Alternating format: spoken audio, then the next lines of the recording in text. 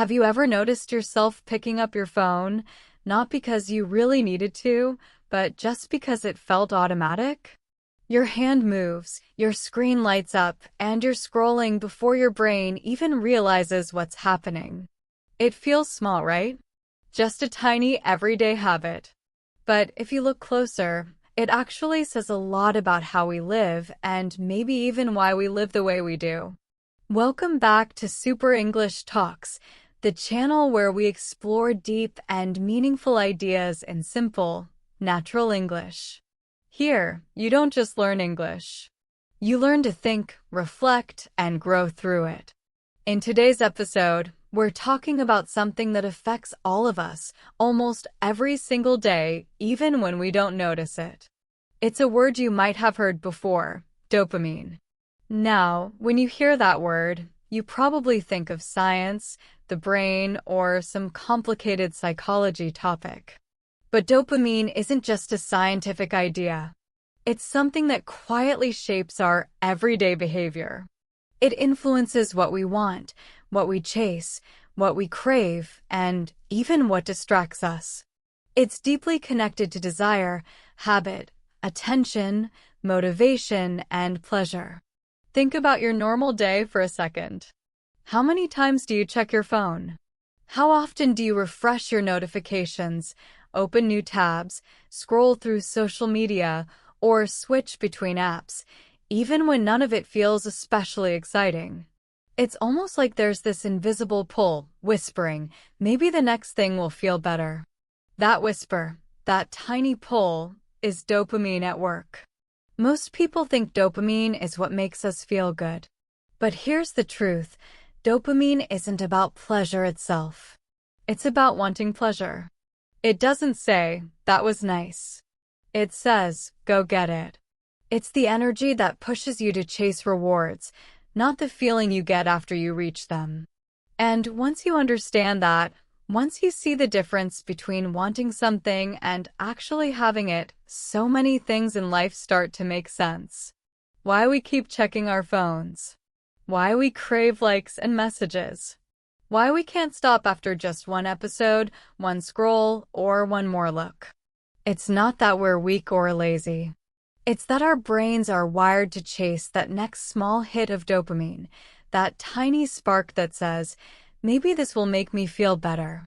But here's where the story gets interesting. Dopamine isn't bad.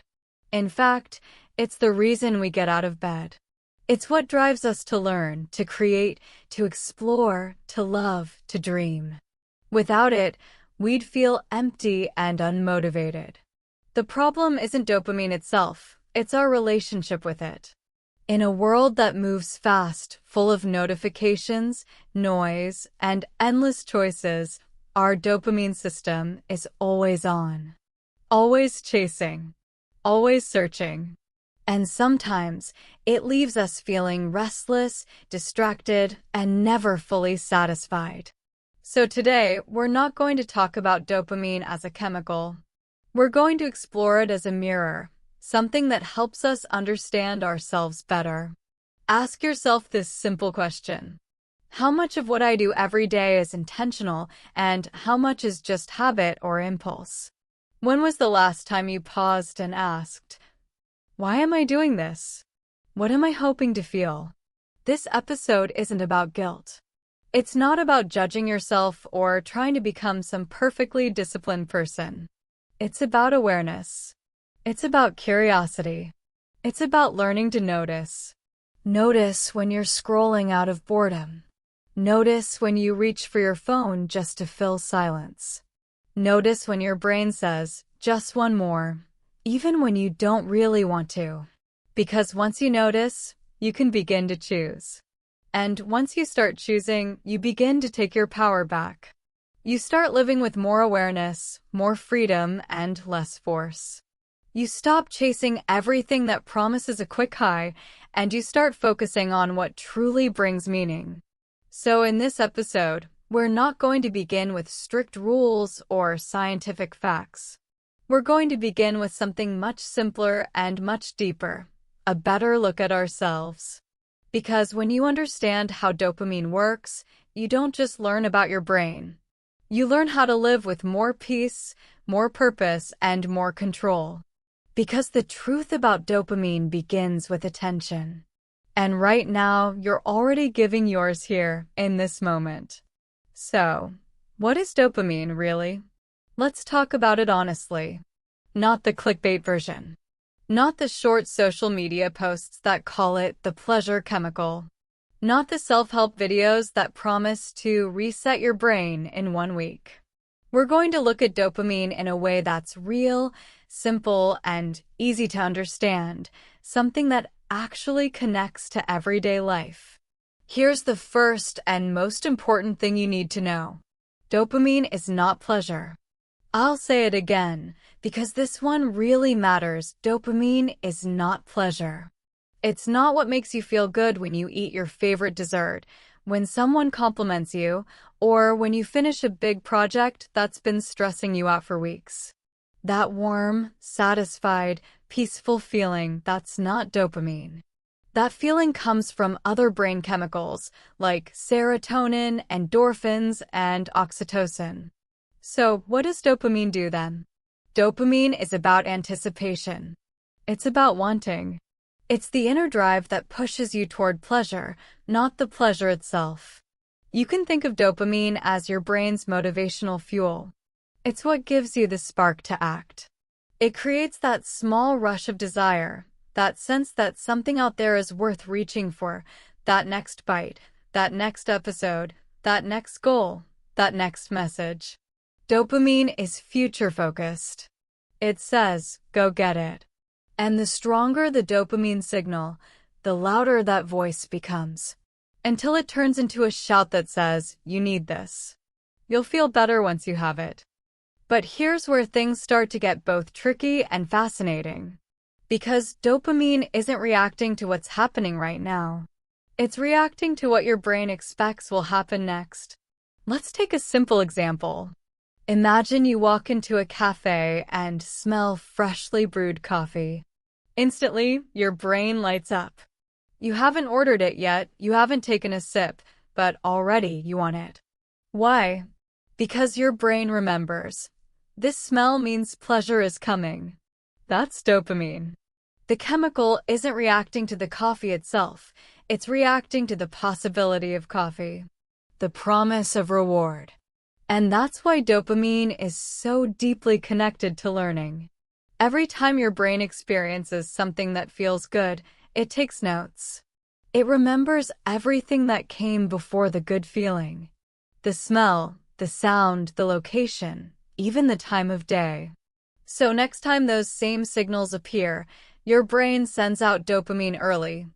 Almost like a friendly nudge saying, hey, remember this? This usually feels good. Let's go get it again. That's how habits are born. Not through logic or willpower, but through emotional memory, through repetition and reward. But here's the twist, and it's a big one. Dopamine is not always right. Sometimes it overestimates how good something will be. You get the craving, you chase the thing, you finally get it. And then it feels disappointing. Not because you didn't get what you wanted, but because what you got didn't match your brain's prediction. It's like chasing the memory of a great moment and ending up with a watered-down version of it. And what does your brain do next? It says, try again. Maybe next time will feel better. So you scroll again. You buy again. You click again. You chase again. That's the dopamine loop.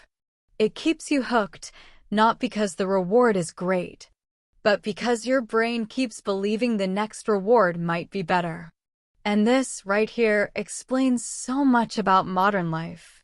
We live surrounded by things that promise instant satisfaction. New videos, new messages, new products, new goals. But each one leaves us wanting a little bit more. We keep reaching, clicking, checking, hoping.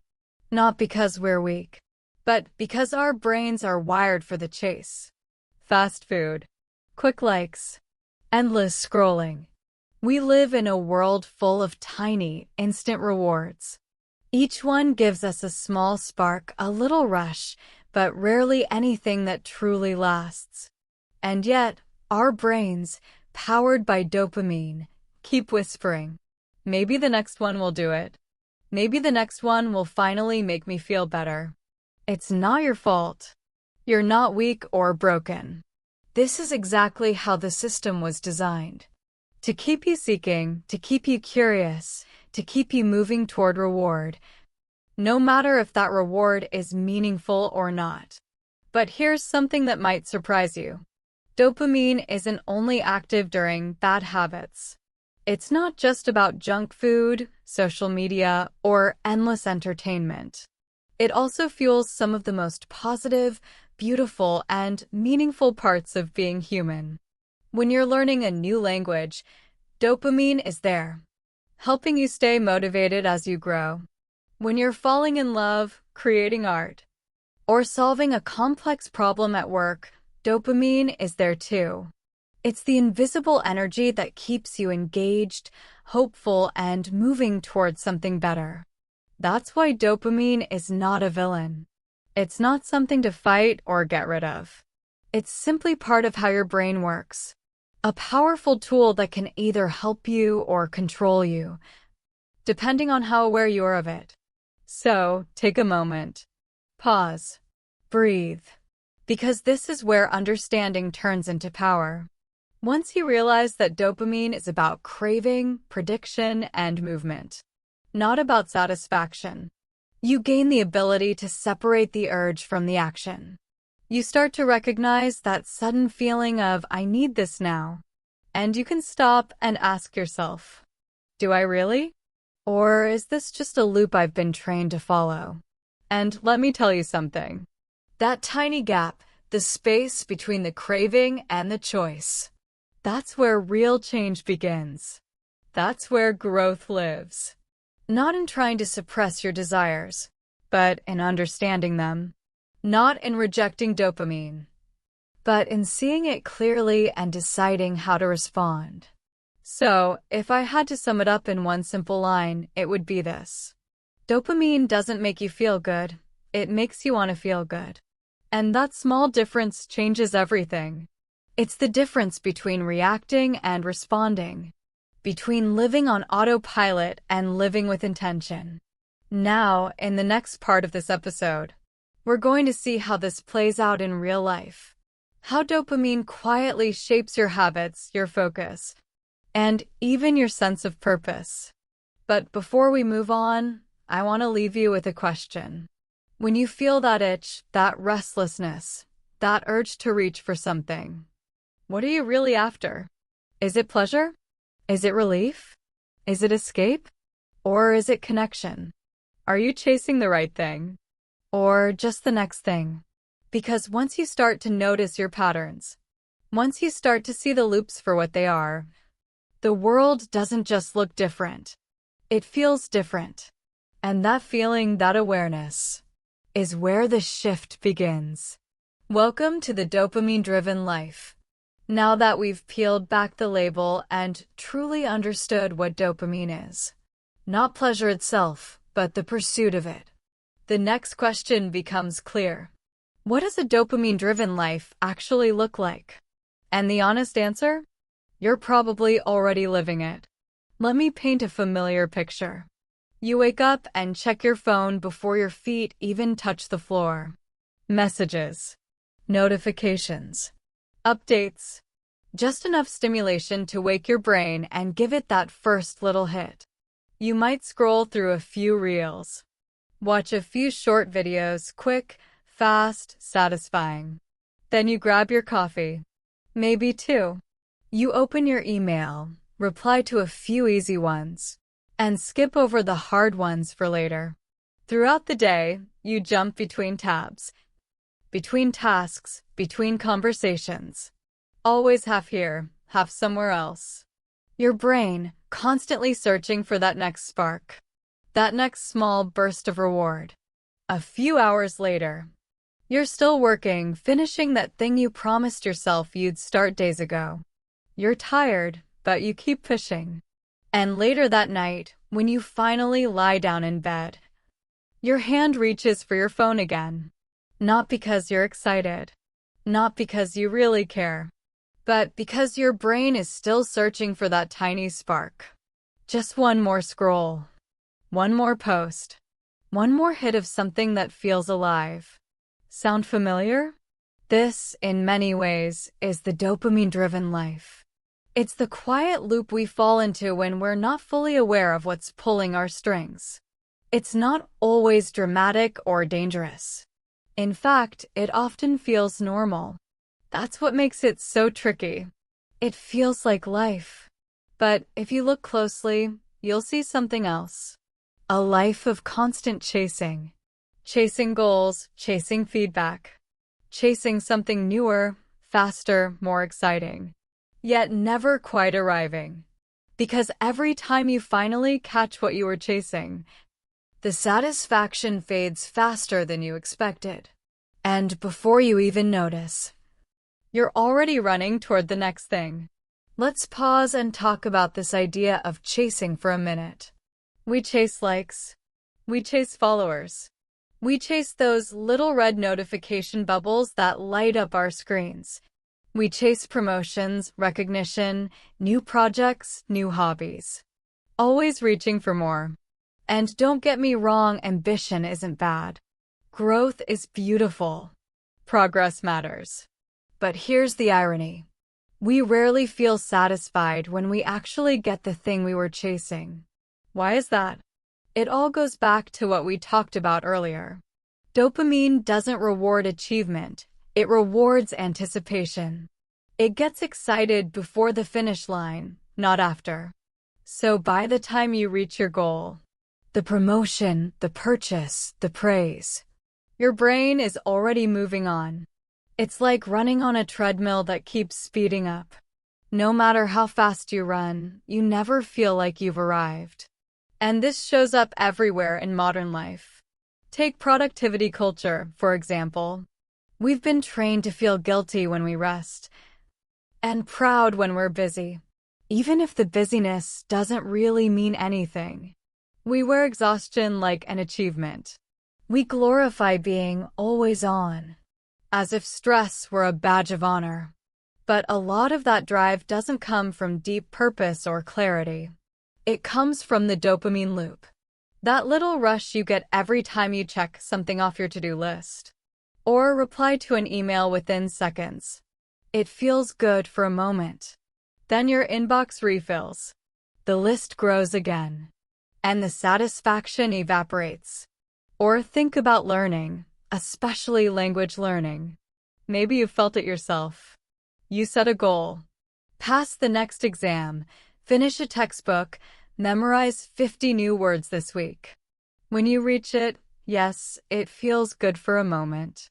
But then your brain immediately asks, okay, what's next? And sometimes, even before finishing one goal, you're already planning the next one. Because you're more hooked on the feeling of progress than on the depth of mastery. That's dopamine again. Rewarding momentum more than meaning. It's not just about social media. It's not just about overwork. It's the entire rhythm of modern life. Fast, distracted, achievement-focused. And I'm not saying this to criticize you. I'm saying it because I see it in myself too. So many times, I've caught myself jumping from one project to another. Not because I needed more to do, but because the quiet space between things felt uncomfortable. Like silence we don't know how to sit with. So we fill it with noise, with notifications, with just one more thing. That's the real danger of the dopamine-driven life. Not addiction in the extreme sense, but disconnection. Disconnection from the moment, from ourselves, from real satisfaction, from the ability to simply be. Because when every moment becomes about chasing the next one, we forget how to live inside the one we already have. You tell yourself, I'll just check for a second. And before you know it, 20 minutes have passed. You've scrolled through updates, watched a few clips, maybe even replied to some messages, and when you finally look back at your original task, the spark is gone. The focus, the flow, the sense of meaning, it all feels distant. That's not just distraction.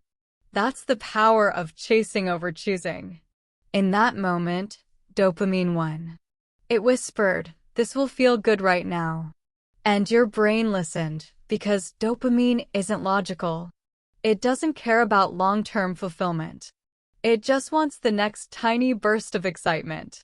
But the deeper part of you, the part that wanted to write, create, or learn, that's the part that chooses. That's the part that says, "This matters." Stay with it. Keep going. The problem is, the world around us makes chasing easier than ever. Every sound, every vibration, every notification is designed to hijack your attention. You don't even have to go looking for stimulation anymore, it finds you. And little by little, your brain gets trained to expect it, to crave it, to depend on it. So what's the way out? It's not about cutting out dopamine. You can't, and you shouldn't. Dopamine isn't the enemy. It's a messenger. It tells you what your brain thinks is rewarding. The real key is to retrain it, to reconnect it with things that truly matter. That starts with awareness. Every time you reach for your phone, ask, "What am I hoping to feel?" Every time you say yes to something, ask, "Is this a chase or a choice?" And every time you feel restless in stillness, remember, that discomfort is not a problem. It's a sign you're coming back to yourself. The more you practice choosing, even in small moments, the more your brain learns that meaning can feel good too. That stillness can be satisfying. That depth can be exciting. It's not an overnight shift. But slowly, the loop begins to loosen. You stop reacting to every impulse and start responding with intention. You move from chasing dopamine to directing it. And that's where freedom begins, not in escaping desire, but in understanding it. You know that moment when your phone lights up? A text, a notification. Maybe someone just liked your post or left a new comment. You feel that tiny spark of excitement, that little jolt. Your attention shifts almost instantly. You check it, of course. You tell yourself, it'll just take a second. But then it leads to something else. A new post. A short video. Another message. And before you realize it, 10 minutes have gone by. You've watched 3 random videos about topics you weren't even thinking about. You weren't planning to do that. You didn't choose to stop focusing. You were pulled not by force, but by habit. By that automatic part of your brain that says, "This will feel good. This will be quick. This will be easy." And in that small moment, something inside you gave in. Not because you're weak. Not because you have no discipline. But because you're human. This is what dopamine does. It rewards us with little bursts of pleasure and makes our brains crave more. It pulls us toward what feels good right now, even if it's not what truly matters. So here's the real question. How often does that happen in a single day? How many of your choices are actually choices? And how many are just patterns, reactions, habits you've repeated so many times you don't even notice anymore? This isn't about guilt. It's not about being perfect or cutting out every distraction. It's about awareness, simple awareness. It's about creating a little space between the impulse and the action. A moment to ask yourself, wait, am I acting out of habit or from intention? Am I doing this because it really matters to me? Or just because it gives me a quick hit of dopamine? That one small question can change everything. Because that's the difference between living on autopilot and living with awareness. Between reacting and choosing. Between chasing and being conscious. But let's go even deeper. This split, this tug-of-war between chasing and choosing, isn't just about distractions like phones or social media. It shows up in bigger things too. Our goals, our relationships, our self-image. Sometimes we chase things not because we want them, but because we think we should want them.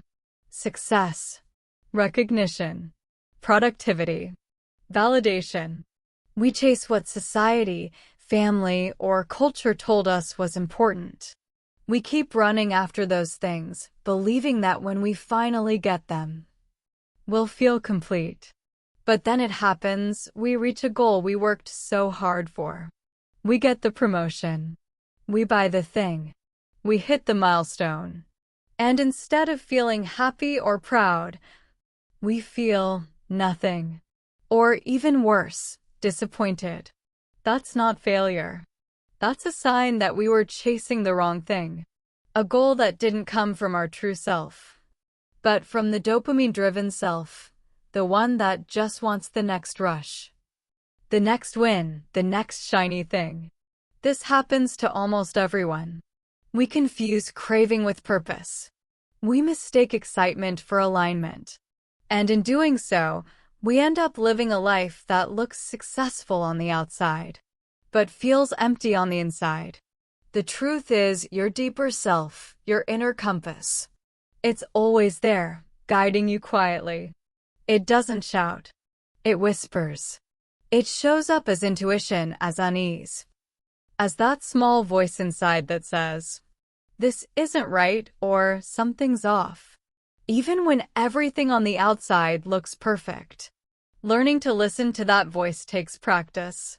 It takes courage, because it means slowing down, stepping away from the noise, and facing the truth about what actually matters to you. But when you do, something amazing happens: alignment. That's when your actions match your values. When your goals come from your heart, not from habit. When your choices start to reflect the life you actually want to live. Now, let's be honest, dopamine itself isn't the problem. It's not bad. It's not evil. It's part of how we're wired as humans.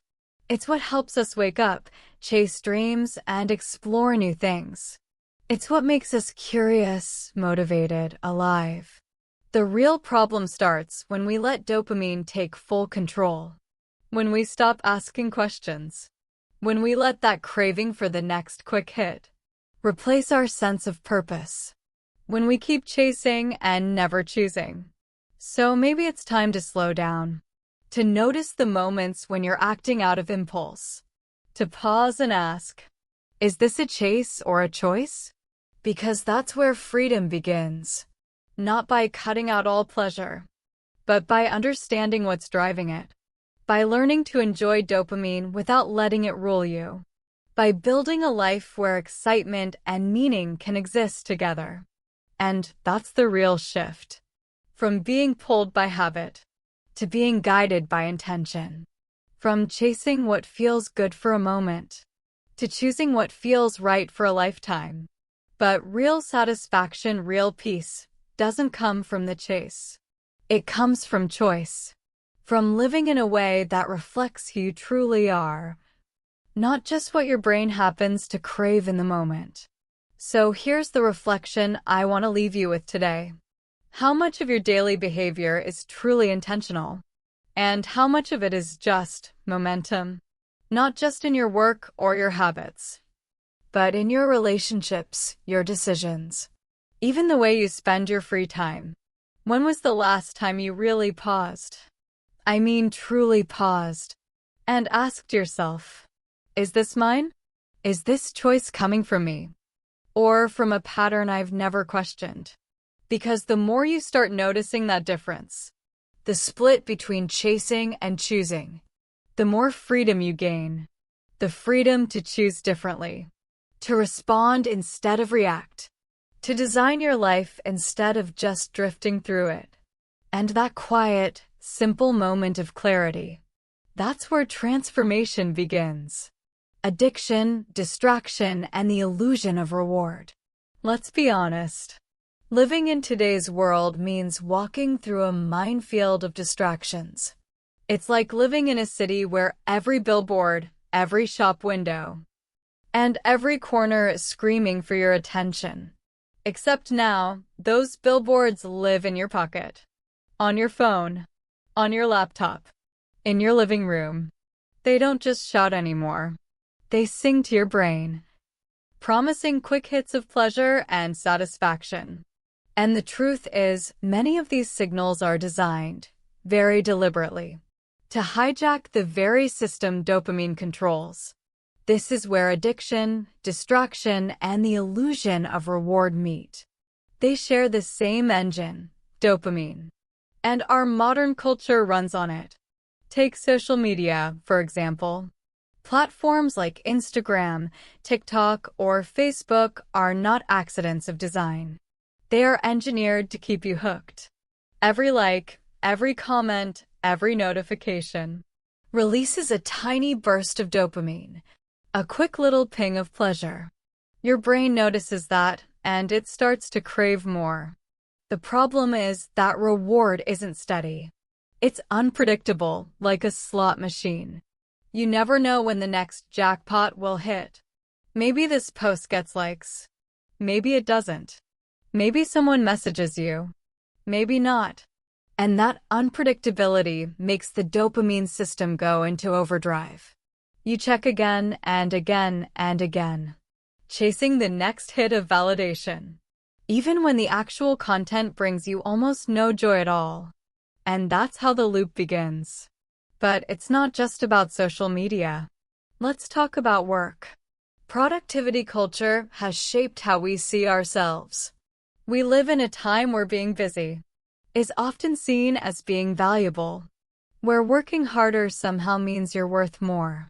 But behind that cultural pressure lies a hidden mechanism, one that's built on dopamine too. Every time you finish a small task, check an email, or cross something off your to-do list, you get that tiny reward, a quick hit of accomplishment. It feels good, so you keep going. You start chasing the feeling of being productive, more than the meaning behind what you're actually doing. And that's the trap. Because those quick rewards, they create an illusion of progress. You feel busy. You feel accomplished.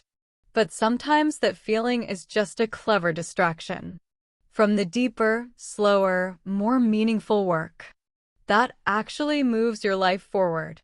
And because dopamine rewards anticipation more than completion, your brain keeps pushing you to start the next thing before you've even enjoyed finishing the last one.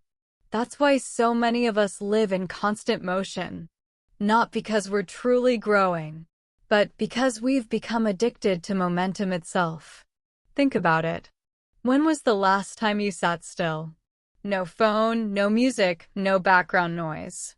Just you and your thoughts? For most people, that silence feels uncomfortable because our brains have been rewired to crave stimulation every few seconds. We scroll while eating. We check notifications while walking. We open new tabs while resting. And without realizing it, we've taught our brains that stillness equals boredom. But that's not how the human brain evolved.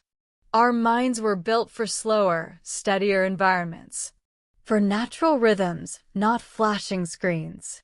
Now, digital overstimulation has become the norm. Our senses are flooded with fast images, bright lights, and endless choices that trigger dopamine again and again. And the more overstimulated we get, the harder it becomes to find joy in simple things. A walk feels dull without music.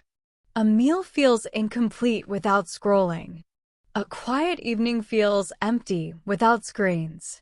That's the illusion of reward. It promises pleasure, but steals peace. It offers stimulation, but takes away satisfaction.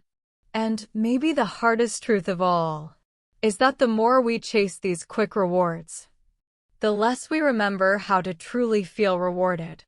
This constant bombardment of stimulation doesn't just scatter our attention, it reshapes the way we think. It changes our inner world, our self-talk, our emotional rhythm. We become more impulsive, more reactive, less able to sit still. less comfortable with boredom or silence.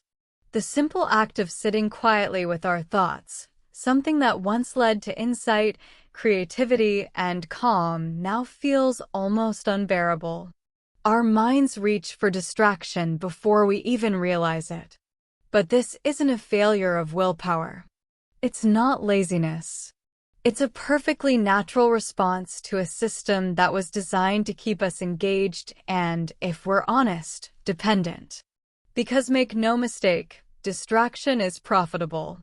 Every moment your attention drifts toward another app, another feed, another dopamine hit, someone benefits. And that's what makes choosing to focus such a radical act in today's world.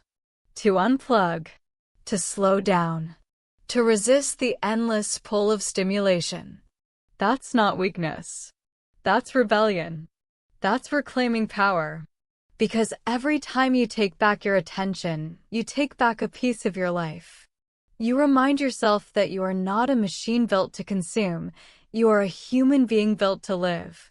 And this brings us to something deeply important: empathy.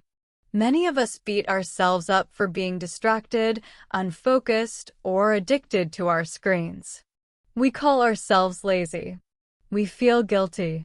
But the truth is, most of us aren't broken. We're just human, living in an environment that's wired against our well-being. Understanding that doesn't excuse mindless scrolling or burnout, but it invites compassion toward ourselves and toward others who are struggling too. Because once you understand that the game is rigged, you stop blaming yourself and start playing smarter. And that's where awareness comes in. Awareness is the first step toward freedom.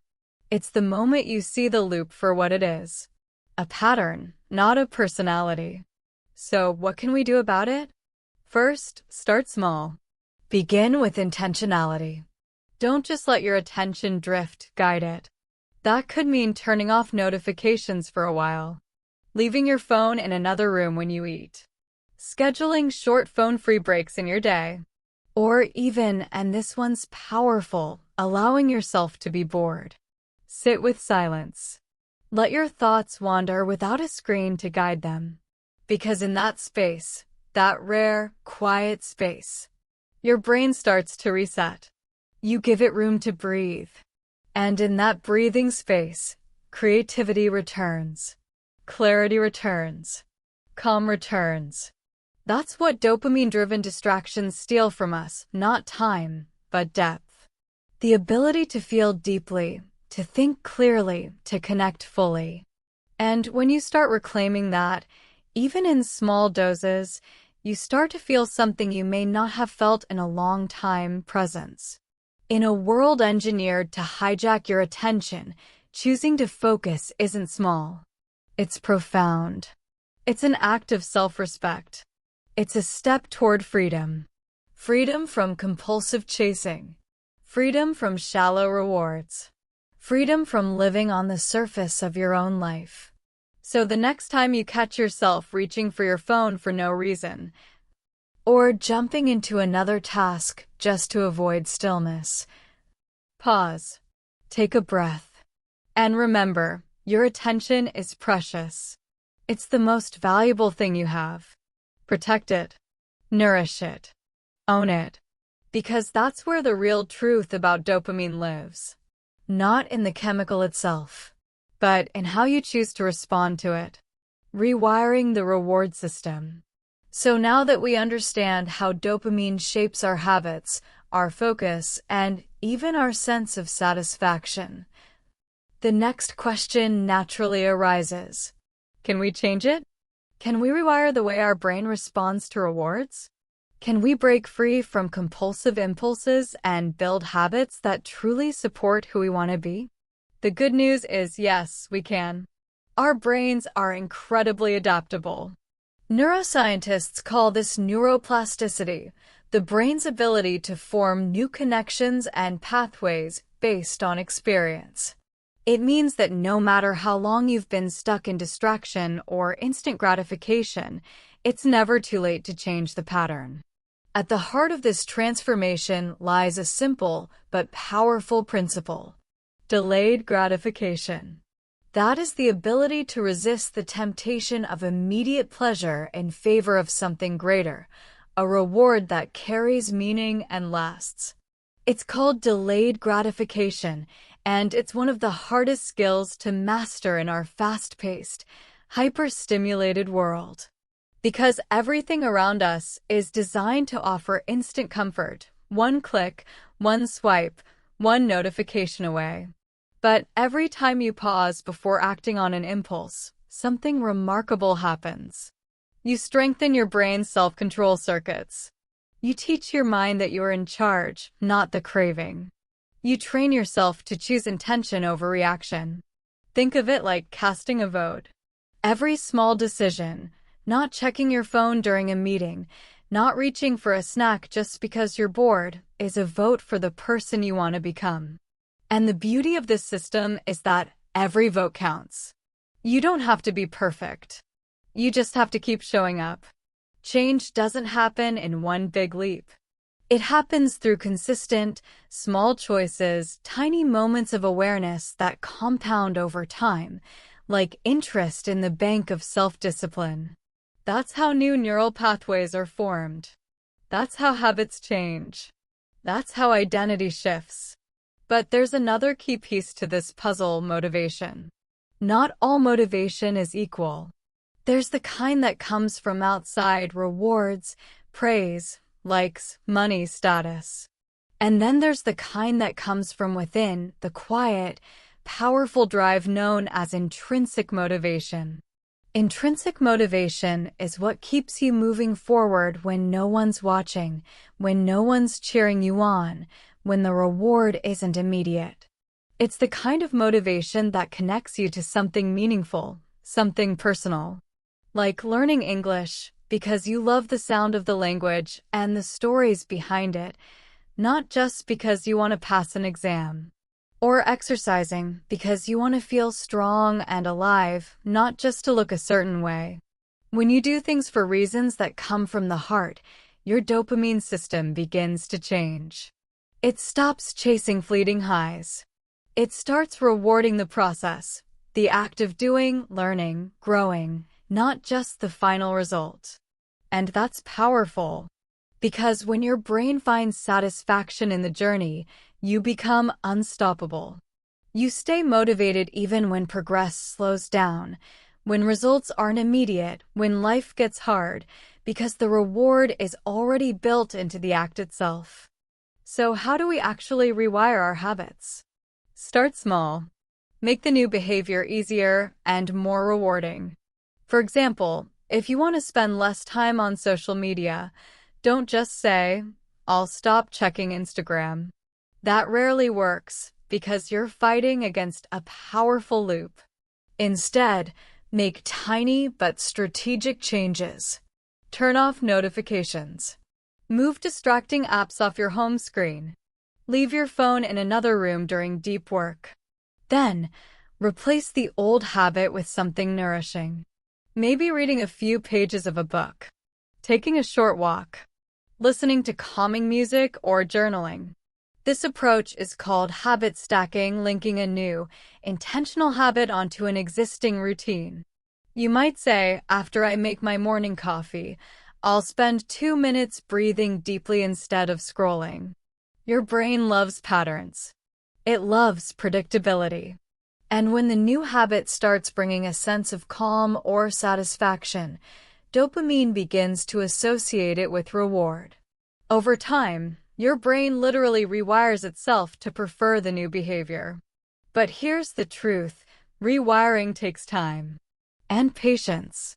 The brain resists change because it craves comfort and familiarity. You'll slip up. You'll go back to old habits sometimes, and that's okay. What matters isn't perfection. What matters is awareness, noticing the slip without judgment, and gently guiding yourself back. Because every time you do that, you strengthen the mental muscle of resilience. Reflection helps too. Pay attention to the story you tell yourself. Are you saying, I can't do this. I'm too distracted. Or are you saying, this is hard, but I'm learning? Each small choice counts. The language you use with yourself becomes the environment your mind lives in. And over time, that inner dialogue shapes your reality. When you choose a growth mindset, when you see setbacks as lessons instead of failures, you build the emotional endurance needed for lasting change. And finally, celebrate the small wins.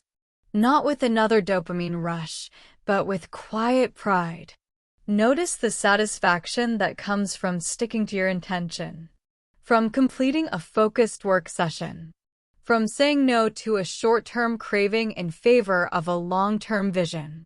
Because every time you do that, you remind your brain what true reward feels like: calm, steady, meaningful. Ultimately, rewiring your reward system isn't about self-denial. It's about reclaiming your agency, the power to choose what truly matters to you.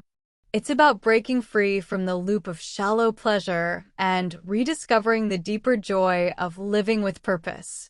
That's where real dopamine balance begins. Not in chasing the next high, but in creating a life that feels good to be present in.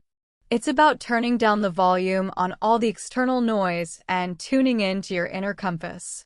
When you do this, you start building a foundation for a life guided less by impulse and more by purpose. So the next time you feel that familiar pull, that urge to check your phone, to react quickly, to give in to a habit, pause for just a moment. Take a breath and ask yourself, is this choice helping me become the person I want to be? If the answer is yes, go for it. If the answer is no, remember this. By resisting, by choosing differently, you're reshaping your brain, one small vote at a time. And this isn't about perfection or strict willpower. It's about kindness. Kindness to yourself as you grow, change, and evolve. Because the truth about dopamine isn't just about the chemical inside your brain. It's about how you dance with it, how you respond to it, how every single moment offers you a chance to build the life you truly want. Now, let's talk about something deeper: deep work, presence, and the pleasure of enough. There's a kind of pleasure that doesn't spike. It settles. It doesn't come in a rush and disappear, leaving you craving more. Instead, it stays quietly, gently, like the glow of a candle in a dark room or the warmth of a slow-burning fire on a cold night. Have you felt it lately? In a world obsessed with instant gratification and constant stimulation, this kind of calm, lasting pleasure can feel rare, almost hidden behind layers of distraction and noise. But it's there. And it holds the key to real, sustainable happiness. You might have heard the term deep work, a concept popularized by author Cal Newport. It means engaging in something that requires your full attention, no interruptions, no multitasking. It could be writing a thoughtful essay, practicing music, learning a new skill, solving a tough problem, or simply creating something meaningful.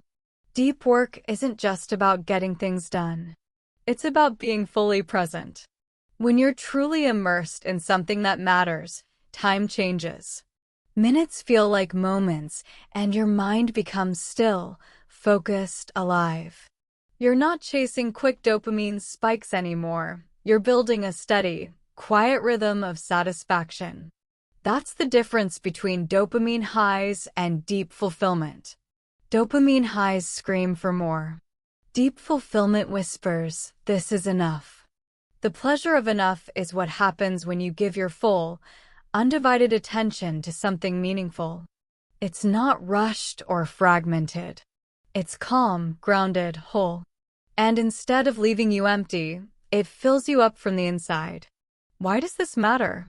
Because dopamine-driven pleasure, the fast kind, can make us restless. It rises quickly but fades just as fast, leaving a quiet hunger for the next hit. The pleasure of enough, however, stays. It builds resilience. It roots you in the present moment and nourishes your sense of peace and self-worth. Stillness is the secret ingredient here. In today's world, stillness is often misunderstood. People see it as boredom, laziness, or wasted time. But in reality, stillness is one of the most powerful spaces you can enter. It's where creativity lives. It's where intuition speaks. It's where you meet yourself again. When you sit quietly without your phone, without switching tasks, without background noise, you're giving your brain something precious: rest. You're allowing it to reset, to breathe, to heal. And in that quiet, you reconnect with something deeper: your thoughts, your values, your inner rhythm. You start noticing small things again: the sound of your breath, the weight of silence, the warmth of sunlight on your skin. These simple moments become tiny anchors of peace in a chaotic world. And maybe that's the lesson. Real satisfaction doesn't come from constant excitement. It comes from quiet depth. It comes from focus, from presence, from learning to enjoy what's already here. Because in the end, the goal isn't to eliminate dopamine, it's to rebalance it. To find joy not just in the high, but in the calm that follows. To rediscover the beauty of enough. Slow living is a way of life that values quality over quantity and depth over speed. It invites us to slow down and really notice the world around us instead of rushing through it. Instead of believing that being busy all the time equals success, slow living encourages intentionality, mindfulness, and enjoying the simple moments that make life meaningful. Imagine holding a warm cup of tea in your hands. Feel its heat, smell its aroma, and taste every sip with attention. Or picture walking in a park, noticing the sunlight falling through the leaves, feeling the texture of the ground under your feet, listening to the wind, and observing the rhythm of your own breath. These moments might seem small or ordinary, but over time, they add up. They nourish a calm, lasting joy that can't be found in rushing or constant distraction. Slow living doesn't mean rejecting modern life, technology, or ambition. It's not about giving up goals or avoiding progress. Rather, it's about balance, balancing the fast-paced, dopamine-driven chase of modern life with practices that cultivate calm, focus, and satisfaction. You can pursue your dreams and still find time to be present. You can enjoy the modern world while also honoring your mind's need for quiet and your soul's need for depth. Here's a simple invitation. The next time you find yourself rushing to the next task or instinctively reaching for your phone, pause for a moment. Ask yourself, what if I slowed down? What if I gave this moment my full attention? What would it feel like to be completely present here? The truth is, this kind of pleasure is available to everyone. You don't need new gadgets, apps, or endless productivity hacks. You just need a willingness to be present, to choose depth over distraction and meaning over noise. When you practice this, you reclaim a kind of freedom that constant dopamine spikes can't give you. You start to realize that satisfaction isn't somewhere far away. It can be a gentle companion on your journey. And maybe that is one of the most beautiful truths about dopamine. It's not that dopamine controls us. It's that we can balance its influence by practicing presence, intention, and enjoying the quiet joy of enough. Now, let's talk about listening to your inner compass. When was the last time you asked yourself a simple but powerful question? What am I really hungry for? Not just for food, but in a deeper, personal sense. What values, desires, or needs rise up when the noise of the world quiets for a moment? In today's culture, filled with distractions and dopamine-driven impulses, listening to our inner compass often takes a back seat. We get swept along by habits, by what others expect of us, or by the chase for quick rewards.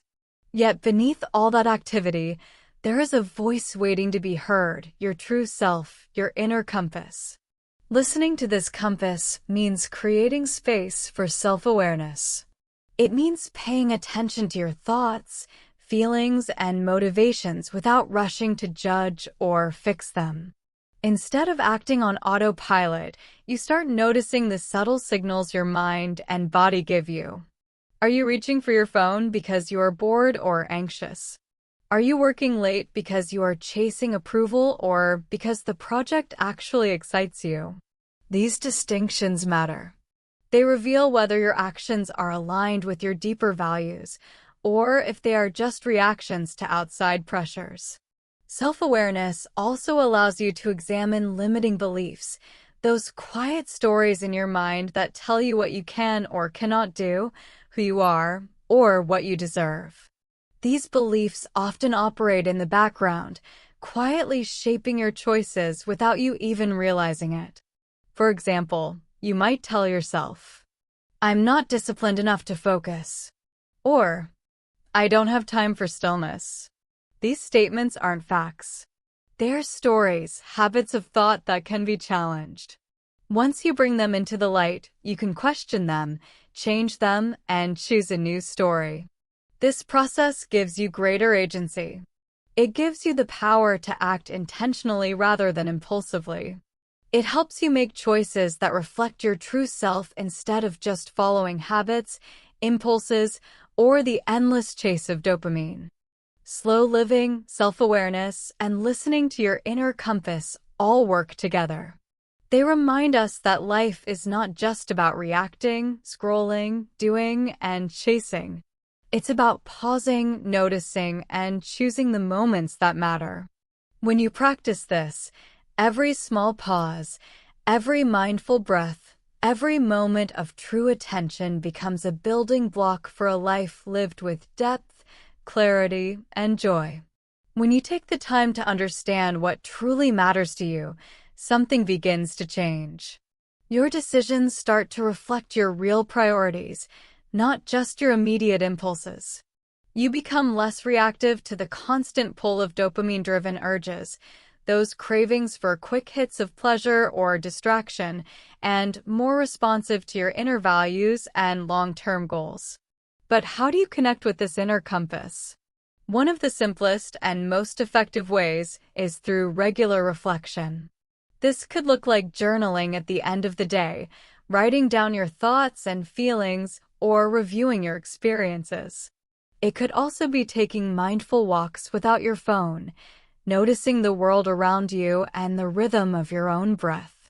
Meditation, deep breathing, or even sitting quietly with your thoughts can help you hear the quiet wisdom inside, not just the noise of the world outside. Another powerful tool is asking yourself open-ended questions. Questions like, what am I really hungry for? When was the last time I felt truly alive, connected, or satisfied? These questions aren't meant to give quick answers. They're meant to invite exploration. They open a gentle conversation with yourself, helping you notice what really matters beneath the habits, expectations, and distractions of daily life. This journey isn't always easy. It takes patience, compassion, and courage. Facing your true desires and fears can feel vulnerable. You might discover that some of your habits or routines are there not because they serve you, but because they have been shaped by culture, technology, or past patterns. And that can feel uncomfortable. But it also brings opportunity for transformation. When you face your inner truths, you create a chance to live more authentically, following your own path instead of a script written by others. As you practice listening to your inner compass, your relationship with dopamine naturally changes. Instead of being pulled blindly by impulses or cravings, you start seeing dopamine as a signal, a tool that guides you toward what is meaningful. It's no longer a tyrant controlling your actions, but a helpful messenger showing you where your attention might be best placed. This perspective creates space for resilience, growth, and deliberate action. Even on overwhelming days, or when your brain wants the easy escape of scrolling, snacking, or procrastinating, you can pause and reconnect with what matters most. That pause is powerful. It reminds you that you are not just a passenger on a dopamine-driven ride, you are the navigator of your life. So now, take a deep breath and ask yourself, what am I really hungry for? Not the surface desires that come from habit, culture, or instant gratification, but the deeper hunger for connection, meaning, peace, and purpose. What values light up your internal compass? What brings you closer to the life you truly want to live? Remember, listening to your inner voice is a practice, a daily conversation with yourself. Some days it will feel clear and simple. Other days it will feel confusing or distant. That's okay. What matters is showing up consistently, willing to listen, willing to make choices based on intention rather than impulse. Because at the end of the day, the truth about dopamine is only part of a larger truth about you, your mind, and your life. You have the capacity to create a life rich with intention, depth, and fulfillment, not by eliminating dopamine, but by learning to hear, trust, and follow your inner compass. Maybe the truth about dopamine isn't about cutting things out or forcing strict rules on yourself. It's not about sudden detoxes, harsh restrictions, or exhausting willpower battles. Maybe it's something more subtle, more human, and ultimately more powerful. It's about the space between craving and choice. That tiny, often overlooked moment when you feel a pull, the sudden urge to check your phone, scroll endlessly, grab another bite, or say yes to something you don't really want. In that brief pause lies a world of possibility. This is the space where awareness can grow, where an impulse doesn't have to become an action, where freedom lives, not the freedom to do whatever you want all the time, but the freedom to choose who you want to be, moment by moment. Dopamine isn't just a chemical hijacker of your brain. It's a signal, a messenger, telling you something about what you need or desire. What if, instead of being pulled blindly by spikes of pleasure or distraction, you could see these moments as invitations? Invitations to pause, to breathe, to ask yourself, what is this craving trying to tell me? What choice aligns with my deeper values? This isn't easy. Our minds are used to rushing forward, grabbing quick hits of pleasure, reacting automatically. But with practice, that pause grows longer. Your internal dialogue becomes gentle and guiding, not harsh or critical. Imagine standing at a crossroads. One path offers immediate gratification, the familiar comfort of dopamine-driven rewards. The other path is slower, quieter, less flashy, maybe uncertain, but ultimately richer, more meaningful, and more fulfilling. Choosing the second path isn't about denying pleasure. It's about recognizing a different kind of pleasure, the kind that settles, that nourishes, that lasts. It's about choosing resilience over exhaustion, presence over distraction, authenticity over autopilot. And here's something beautiful. Every time you choose differently, you're reshaping your brain. You're teaching your dopamine system that reward isn't just about the next quick hit. It can be about meaning, intention, and growth. So as we reach the end of this conversation, I invite you to carry this thought with you. Between every craving and every choice lies a moment of freedom. A moment that is yours. What will you do with that moment? Will you rush ahead or pause to listen? Will you give in to old patterns or try something new? Will you follow fleeting impulses or trust your inner compass? There is no single right answer. Life is messy, beautiful, and complicated. But in that messiness, you have the power to create a life that reflects your true self. Not a life dictated by chemical impulses, but a life shaped by conscious intention. Thank you for spending this time with me. I hope this episode has given you more than knowledge about dopamine. I hope it has given you space to reflect, to question, and to choose differently. Remember, the journey toward understanding yourself is ongoing. Each moment is an opportunity to listen more deeply, act more wisely, and live more fully. Until next time, take care of your mind, be kind to your heart, and find peace in the space between craving and choice.